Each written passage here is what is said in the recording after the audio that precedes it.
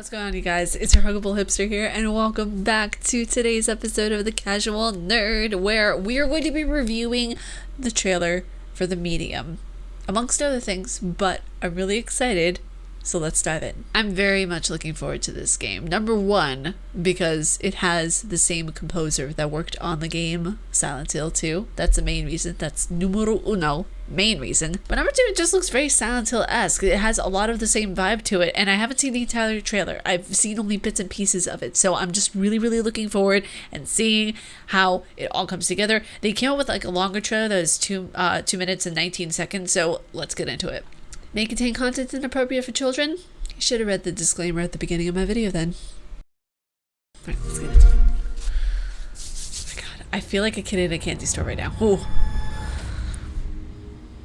Can we just say, by the way, right off the bat, I know, already pausing it, Constantine vibes. Major Constantine vibes. If you guys have not seen the movie Constantine, first of all, you're missing out. How dare you? Second of all, Keanu Reeves, hello. Oh, see, this was the part that I saw. Oh, God. The graphics are so good. Oh, you can see all of the pores. Oh, wow. It's so good. I'm taking a wild guess here that she lost the baby. Taking a wild guess. It looks like it's set in Russia for some reason. I don't know why. It's giving me that vibe. Is that classic music? I love it.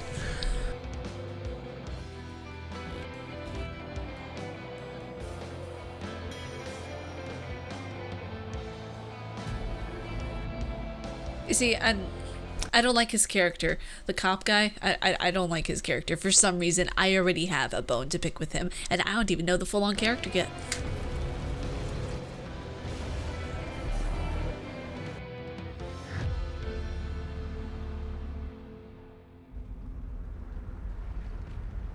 Ugh, I can't wait for this game. I'm so excited. I'm so excited. Hi, hope you enjoyed the review Hello. of The Medium, our next-gen psychological horror game. We're very excited to announce that we're working on the project in cooperation with Akira Yamaoka, the legendary composer best known for the Silent Hill series. We'll have more to reveal soon, so stay tuned. I'm so excited. I'm so excited. I'm so excited. Oh my god. Oh yes, get that rundown grocery store. That looks so cool. Wait. I need to go back to that because that looked really cool. That looked really cool. What was that? Hold on. That looks so cool. Okay, I'm sorry. I'm like geeking out way too much as I should be right now, but that looks so cool. Look at all of those bodies over there. If I'm guessing correctly, I think you might be able to shift between worlds. If I'm guessing accurately, I have no idea. Well, let's continue. Okay, mixed in with a little bit of gameplay there. I like that. I love the jacket. Very, like, you know, Claire Redfield vibes. I'm so excited. I am so excited for this, you guys. Holiday of 2020. I am so excited. So, it's from the Blobber team, which, by the way, I love the name of that game company. It's really cool. Oh my gosh. Okay, Ariel, calm down. A lot of the Silent Hill was, a lot of the Silent Hill community in particular was discussing about, oh, he's going to be doing a kind of Silent Hill inspired type game. A lot of the spoilers that I found weren't directly in linkage is not even a word, linked to, that's better, Silent Hill directly. This could have been what those spoilers and teasers were actually about, linking it to a Silent Hill-esque game. I mean, seriously, for all intents and purposes, it basically is Silent Hill because you have the same composer from Silent Hill 2 working on this game. You have this Silent Hill-esque thing where you're shifting between worlds, going from one world of decay to another world in which he currently lives in. So I really find this so interesting, and I want to see how it works, if it's the same as Silent Hill, if it has kind of like the same character development as Silent Hill, if you will. Next up, we're going to dive into Unreal Engine 5. There's a lot of news going on around that, so we're going to discuss it.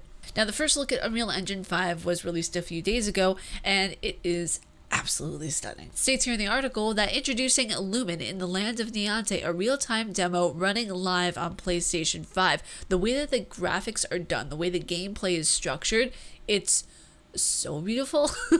The way that it's constructed. Now, I don't know what kind of copyright this demo has, so just for copyright's sake, I'm not going to be reacting to the trailer right now. I don't know if anybody has reacted to the trailer that was released from Unreal Engine 5, so if anybody has and you guys know that it's safe to react to, please let me know down in the comments below. Now, it states in the article that the demo previews 2 of the new core technologies that will debut in Unreal Engine 5. Niantic virtualized micropolygon geometry frees artists to create as much geometric detail as the eye can see, which is going to be really cool for people to design really very unique structures and character models for different enemies, certain boss battles, even like certain types of stylistic choices for trees and flooring models and stuff like that, which is going to be really cool to see.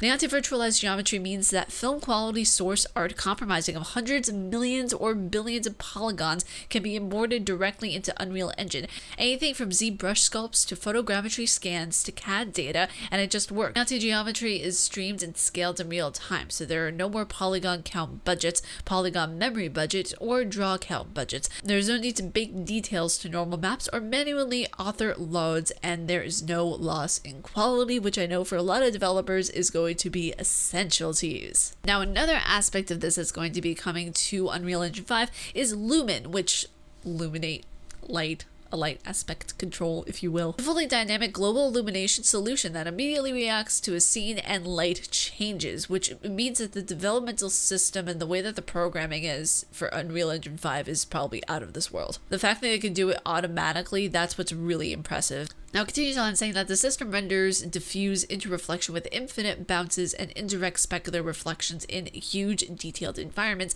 and scales ranging from kilometers to millimeters. Artists and designers can create more dynamic scenes using Lumen, for example, changing the sun angle for the time of day, which I get giddy whenever I see stuff like this, and the fact that turning on a flashlight or blowing a hole in the ceiling and indirect lighting will adapt accordingly. So any situation that you put a light or any type of situation that you need a light, it will automatically be. Lumen erases the need to wait for light map bakes to finish and author light maps UVs. So it's really amazing the render time and how fast the process is. This is just huge. And the thing is that in all reality, the programming itself hasn't really changed that much. It's just the method in which it's made that's been changing. Graphics are just so much better developed. You know, everything is a lot quicker now, so it makes really easy access for different libraries and such, which I think is absolutely stunning. It also states here in the article that the demo is also showcasing existing engine systems such as chaos physics and destruction, Niagara VFX, convolution reverb, and amnisonic rendering. I'm very much looking forward to seeing what Unreal Engine has for all the developers, for all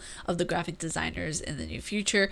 It's just really amazing what technology can bring to the table, and I cannot wait to see everything in effect. Who knows? Maybe I might try to give my hand to developing again. Whenever I tried to develop character models, my brain literally felt like it was cracking open. I literally looked at my 3D screen, that beautiful, plentiful sight that you see in empty space right before you on Unreal Engine, and I just looked at it, I stared, I'm like, what the hell do I do?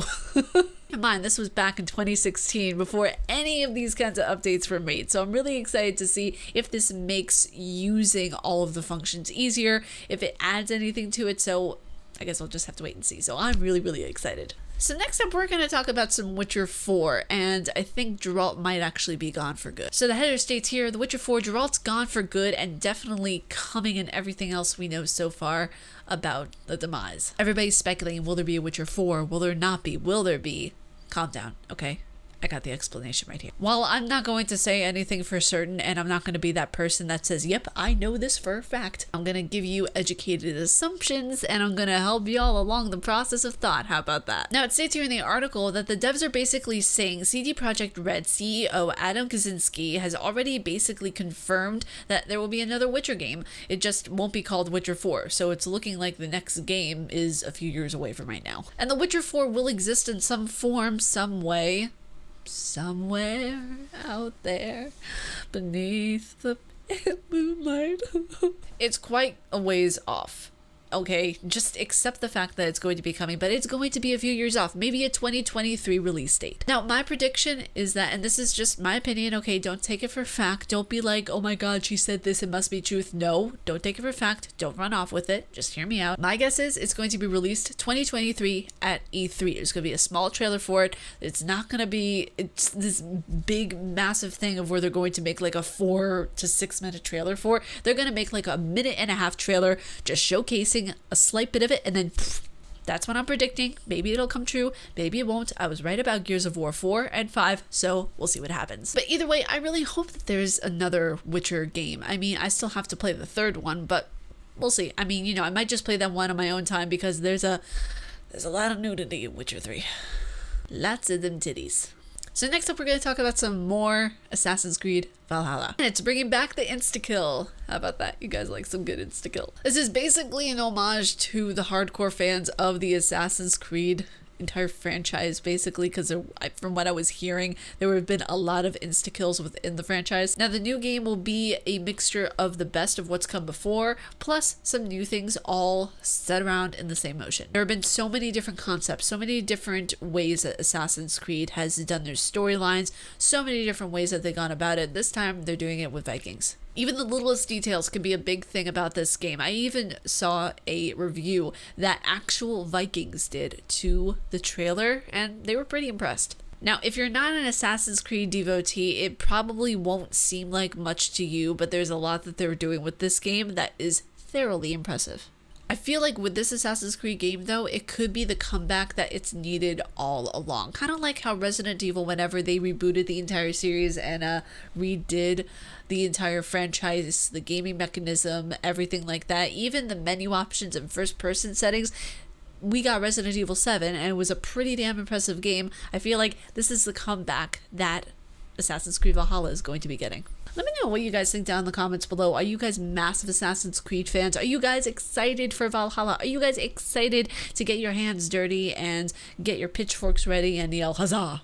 Vikings don't carry pitchforks, okay? They're more dignified than that. Now, yesterday there was a big gameplay release and a new release date for the Ghost of Tsushima. There's just so much that happened yesterday in the gaming community for PlayStation that I am in awe of how everything looks with this game. Another reason why I'm going to be getting the PS5.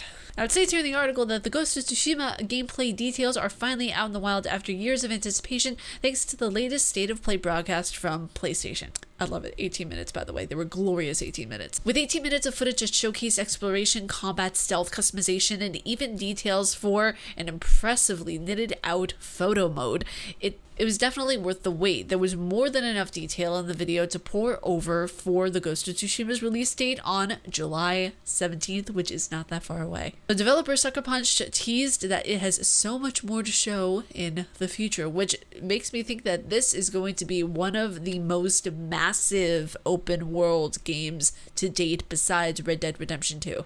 The open world adventure looks as deep as it is beautiful, using the history of feudal Japan for inspiration, and looks set to be one of the last big blockbusters for PS4 before the PS5. So I really hope that they don't charge people for this game whenever it comes out for the PS5 for an update. That's what I'm hoping. Now, here are some fast facts about the game, everything you need to know. The release date is July 17th of this year. Format is PS4, PS5, and the developer is Sucker Punch, just in case you guys didn't know who the developer was. You guys, I'm so excited about just everything that's to come for gaming season this entire year. I say gaming season is like a little kid. Let's see what's going on in gaming season, guys. I'm just so excited about everything. It's just been such a miraculous year of game releases. Cyberpunk 2077 isn't even released yet. I just want to put this out there. In Cyberpunk 2077, you can customize your genitals. Let that sink in for a second. If I'm gonna customize my genitals, I want a tattoo on my butt. What? I can't have tattoos IRL, so might as well have one in a game, okay? Don't crush my dreams here, kids.